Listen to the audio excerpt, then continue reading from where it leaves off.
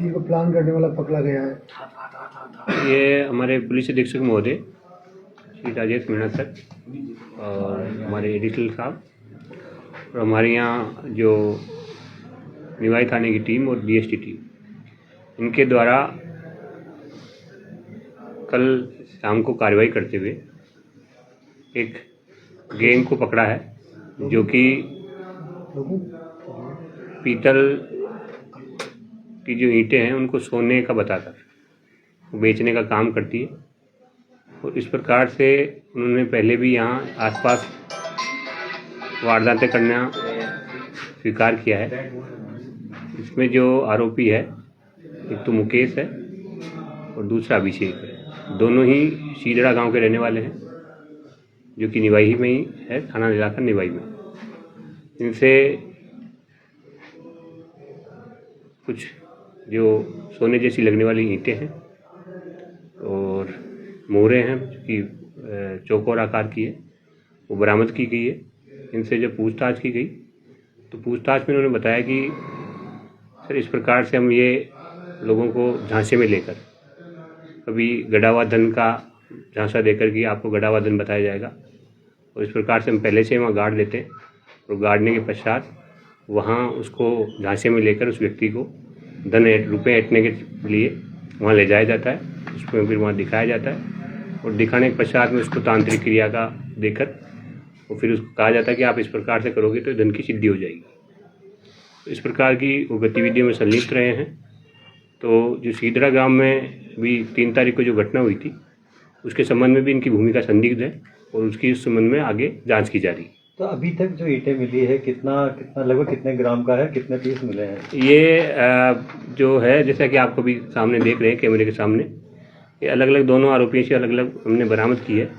इसमें एक तो ये बड़ी ईंट है और उसके अलावा 2 जो हैं छोटी छोटी है, मतलब एक व्यक्ति से, और जो दूसरा अन्य व्यक्ति था उससे 2 छोटी और एक मोहर जो चौकोर आकार की वो बरामद की गई है। सर क्या ठगी की कोई और अन्य वारदातें भी इन्होंने कहीं राजस्थान में स्वीकारी? ठगी की ये बता रहे थे कि मैंने चाकसू थाना इलाके में हमने पहले की थी, उसके संबंध में वहाँ जांच चल रही है।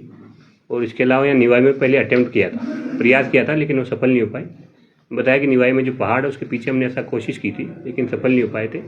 तो वापस से यहाँ कल ये इलाके में घूम रहे थे, इस प्रकार से हम कोई वारदात करें अंजाम दें, लेकिन उससे पहले ही पुलिस की सतर्कता की वजह से ये पकड़ में आ गए और पकड़ने के पश्चात में हमने इस पर कार्रवाई की। ये देवरी प्रकरण से इनका कोई डायरेक्ट कनेक्शन? देवरी कनेक्शन जो है, देवरी प्रकरण है आपके, उसमें अभी कोई डायरेक्ट भूमिका इन्होंने बताई नहीं है। कह रहे हैं कि साहब हमारे जो साथ में लोग हैं वो कर सकते हैं, उसमें भूमिका संदिग्ध है इनकी। उस संबंध में आगे विस्तृत जांच की जा रही है, साक्ष्य जुटाए जा रहे हैं। कुल मिलाकर ये कहा जा सकता है कि नकली सोने की ईंटों को असली बताकर तंत्र मंत्र या ठगी के माध्यम से ये जो दोनों लोग थे राजस्थान में इस तरह का वारदात करने की फिराक में थे, कुछ वारदातें कर चुके थे जी। लेकिन हाँ, ये अभी तक डायरेक्ट सीधरा की घटना, चूंकि रहने वाले सीधरा की हैं और ये आसपास के इलाकों में ऐसी वारदातें पहले करना बता रहे हैं, तो इसलिए उनकी भूमिका संदिग्ध मानी जा रही है।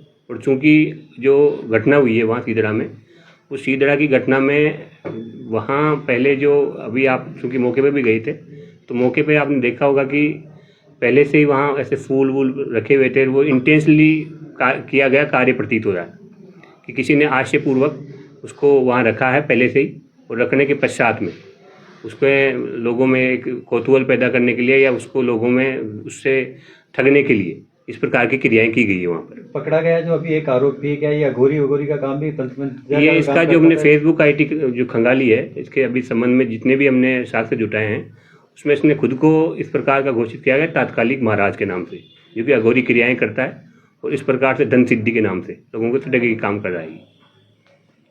किसी और थाने में इस मामले को लेकर प्रकरण दर्ज है पहले का पुराना कोई? अभी मैंने जैसे बताया कि इसने खुद ने बताया कि साहब मैंने चाकसू इलाके में पहले ऐसे वारदात की थी, उस संबंध में वहाँ प्रकरण भी दर्ज हुआ था, वहाँ इस संबंध में पहले से प्रकरण दर्ज है। निवाई इलाके में मैंने बताया था इसने पहले कोशिश की थी लेकिन वो सफल नहीं हो पाया।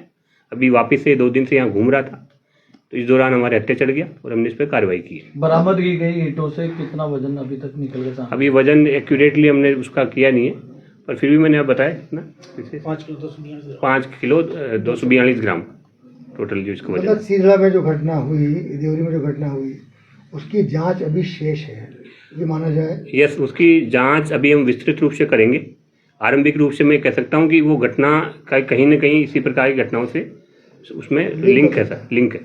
तो देवरी की घटना को लेकर फिर ये प्रेस नोट आज जो जारी हुआ डीएसटी टीम द्वारा कि इससे जोड़ा जाए इसको? अभी ऐसा कोई प्रेस नोट जारी नहीं हुआ है, हमने किसी प्रकार कोई प्रेस नोट जारी नहीं किया। चलो